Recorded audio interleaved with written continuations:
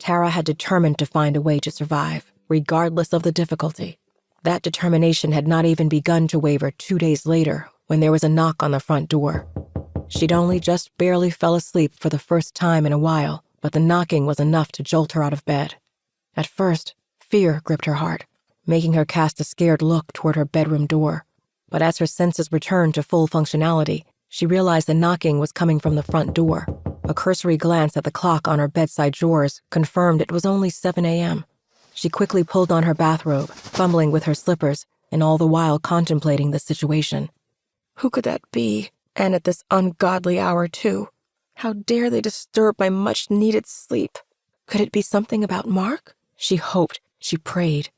The questions remained with her as she made her way to the front door. There had been very few visitors since the incident, and Tara had expected things to stay that way. After all, most had lost at least one member of their family or peer group, some losing a great deal more. There was no real reason for anyone official to be paying her any kind of special attention under these circumstances. "Open up!" The rough, masculine voice that followed the latest series of knocks was intimidating, but not aggressive. Whoever it was that had come to Tara's home didn't sound as though he was there to harm her, but he also didn't sound too friendly. Peeping through the keyhole, Tara saw a group of 3 men. They were tall and burly and blocked out any light, making it difficult for her to get an accurate description of any facial features. "Who's there?" Tara said, trying not to sound as feeble and weak as she felt. "Police, we're here to enforce an eviction notice for Mr. and Mrs. Williams. Mark and Tara Williams, yeah? This the right house?"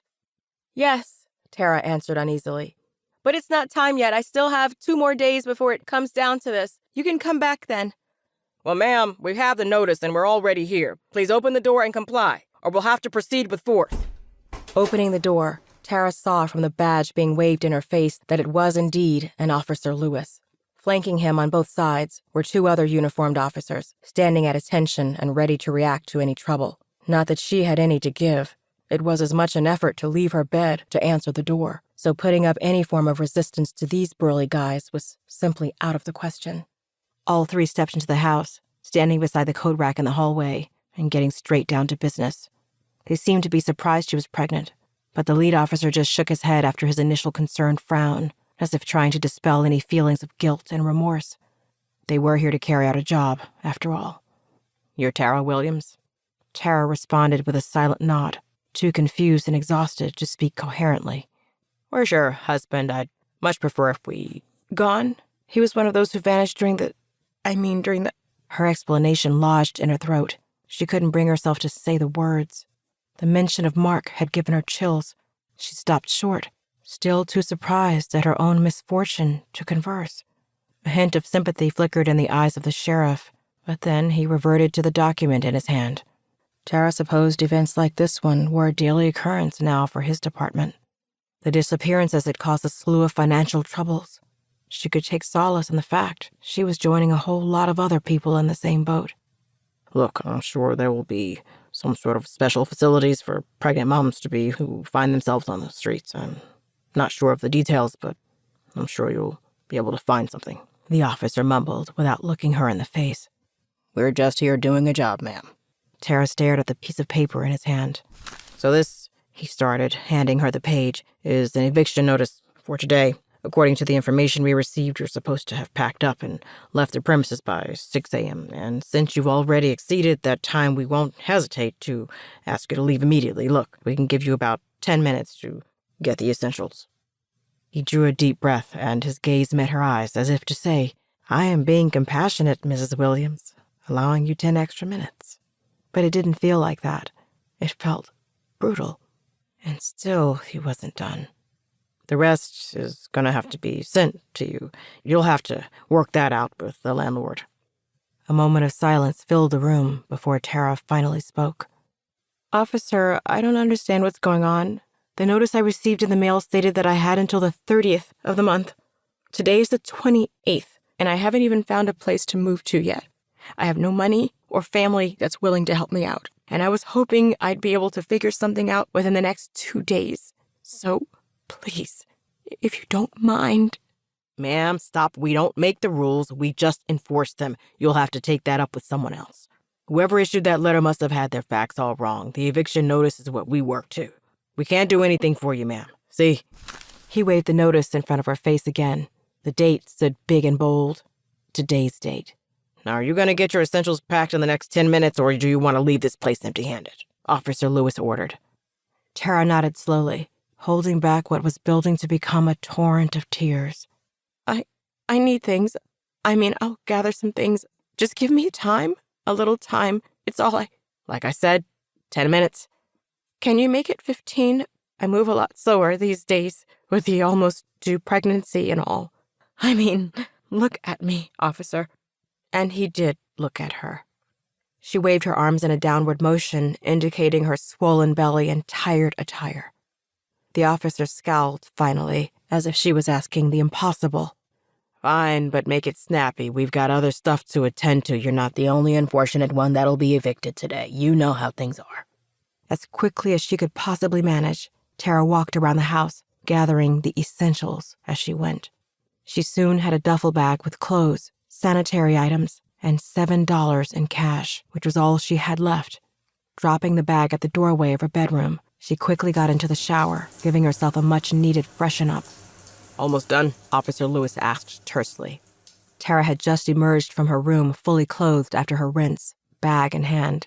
The officer in charge seemed to have grown even more impatient in the time since she had entered the room. He glanced continually at his phone, and Tara realized he was serious about having her out of the house in 15 minutes. I'm sorry, I had to clean up. I just need some things from the kitchen, and I'll be done. I promise. She felt herself wince as she said, I promise, as if being here in her own house was bad, as if she were now unwelcome in her very own home, which, clearly, she was. She abhorred having to be deferential like this. From the kitchen, Tara took the sheaf of documents that had been on the countertop and another manila file that was in the drawer. Then, almost as an afterthought, she'd grabbed the Tupperware bowl she'd stored the leftover rice in and put that into the bag as well. Walking out of the house, she took one last look around at her marital home. Things would never be the same again. Weighted down with grief, she shuffled noiselessly past the officers and out of the house. As soon as Tara was clear, the officers followed, locking the door behind them and wrapping the doorway with yellow tape. They began to make their way toward their patrol car, while Tara turned and walked in the other direction. No idea where she was even going. Her options were non-existent, but after a few seconds, she heard someone beckoning to her from behind. Mrs. Williams, hold on! Turning around, Tara saw one of the other officers who had been silent throughout, jogging up to her. Sorry, just wanted you to have this. He held his hand out to her, handing her some cash and a business card of some sort. Tara looked at him inquisitively, not grasping the situation properly. It's a contact card for a women's shelter. I had a perp that had to be released to him once. Had the card in my wallet for months now, and the other's just a little something to help. You're giving me money? Tara questioned. The act of unwarranted kindness was very strange to Tara. Not only had all her relations either vanished or abandoned her, but even the neighbors and friends she'd been close to were also all suffering from their own losses. She hadn't felt any kindness in a month, and it had already begun to appear alien to her. It's only $15, but it's all Richie and I had on us. It should get you a good meal, at least. Wanted to drive you down to the shelter, but the boss is a bit of a... Well, I'm sure I don't have to spell it out. We're awfully sorry about your loss, the officer remarked. Thank you, Tara said, working extra hard not to break down. Thank you so much. Least we could do. I lived with my sister and her son. Lovely folk, loved church and doing the good Lord's work and all that. They vanished too, same as your husband. And Richie over there, he lost his wife. So, anyway, good luck, and... He was interrupted by the blast from the horn of the patrol car, ringing out on the quiet street. His superior was clearly getting impatient, and so he nodded his farewell and walked briskly back to the car. Good luck, he called a second time as he walked away.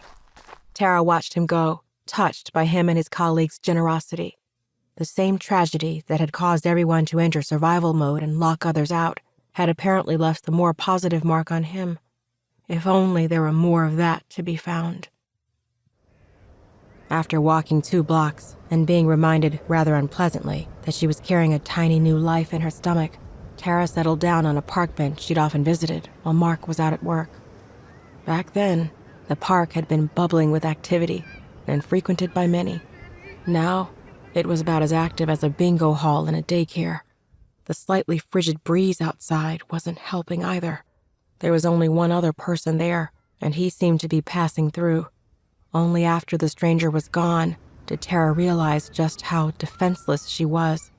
If he'd meant her any harm, there was nobody else in the vicinity who could have responded to her cries for help. She could easily have been killed without anyone knowing, or maybe even caring, and Mark's child along with me. The thought made her shiver, and she felt herself drawing the heavy shawl in tighter. She'd remembered to throw it over her shoulders at the last minute before leaving her house. The thought of imminent danger from both the weather and other not-so-nice human beings in so many desperate plights suddenly spurred her out of her lethargic recollections and into action. Hopefully my phone is still charged.